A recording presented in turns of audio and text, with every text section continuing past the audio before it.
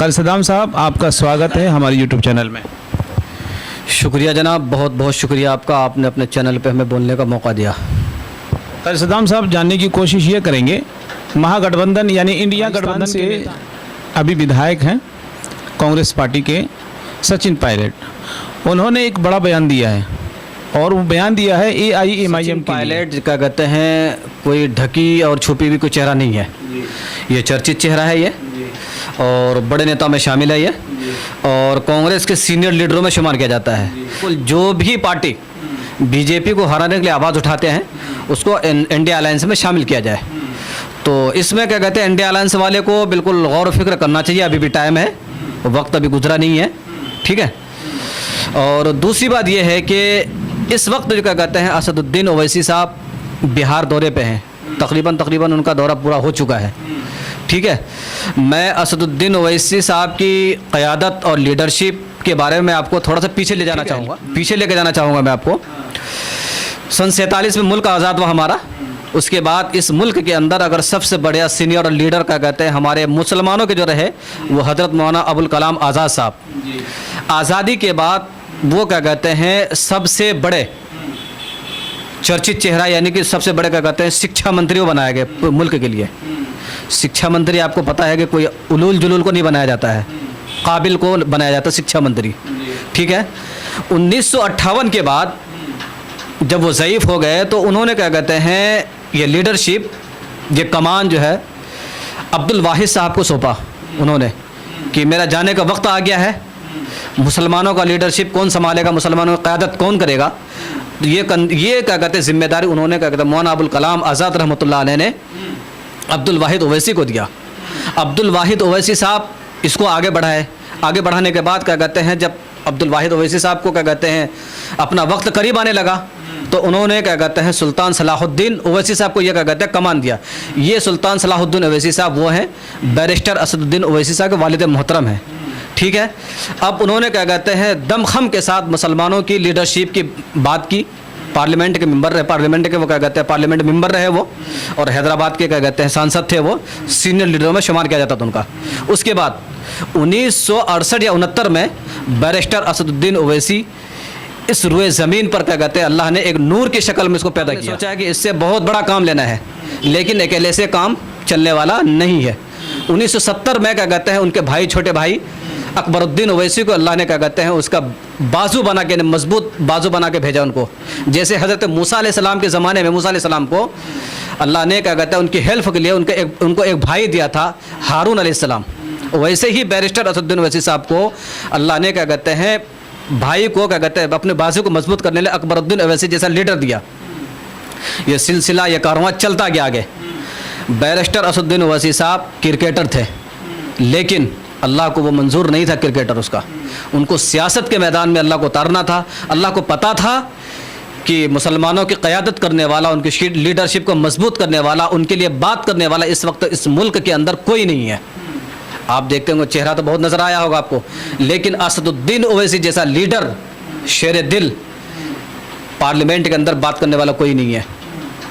जब वो बात करते हैं, आपने शेर को देखा होगा, जब वो क्या कहते हैं जब किसी मिशन पे छलांग लगाना होता है उसको, जब किसी का गर्दन जब पकड़ना होता है तो वो 2 कदम पीछे हटता है। जैसे आज जो है असदुद्दीन ओवैसी साहब महागठबंधन को लेटर लिखा इससे पहले भी, और मैं यहीं पर आपकी बात को काटते हुए कहूँगा कि अब्दुल बारी सिद्दीकी साहब जो सीनियर लीडर हैं आरजेडी के, उन्होंने आज एक बयान दिया है, वो सभा को संबोधित करते हुए उन्होंने कहा कि क्या है ये सब ढोल बजाकर और कभी जो है चिट्ठी लिखकर ये ज़बरदस्ती मतलब ज़बरदस्ती मनवाने का ये कौन सा सिस्टम है, बैठकर भी बात किया जा सकता है। जनाब आली, मैं अब्दुल बारी सिद्दीकी साहब से बहुत ही अदबन गुजारिश करना चाहता हूँ, क्योंकि आरजेडी में वो सीनियर लीडर माने जाते हैं, ठीक है। लेकिन किस मद पे वो सीनियर लीडर हैं, जो अपनी बात वो मुखर होकर नहीं रख सकते हैं, जो फरमान क्या कहते हैं उनके घर से जारी होता है लालू प्रसाद की तरफ से, उसको वो सुनाने का काम करते हैं। उन्होंने कहा कि ये कौन सा तरीक़ा है, जब लेटर लिख के भेजा आपको वो इज़्ज़त राज नहीं आई, हाँ। जब ये बताइए, जब घर में कोई बड़े मौजूद हो तो क्या बच्चों को क्या कहते हैं, क्या लेटर देगा उसको। जब यही तो है ना, अदब का तकाजा ये है ना कि जब बड़ों का नाम पैगाम चला गया तो पैगाम सबके तरफ से पहुंच जाता है ना, छोटों को भी सुन लेना चाहिए, बड़ों को भी सोच लेना चाहिए।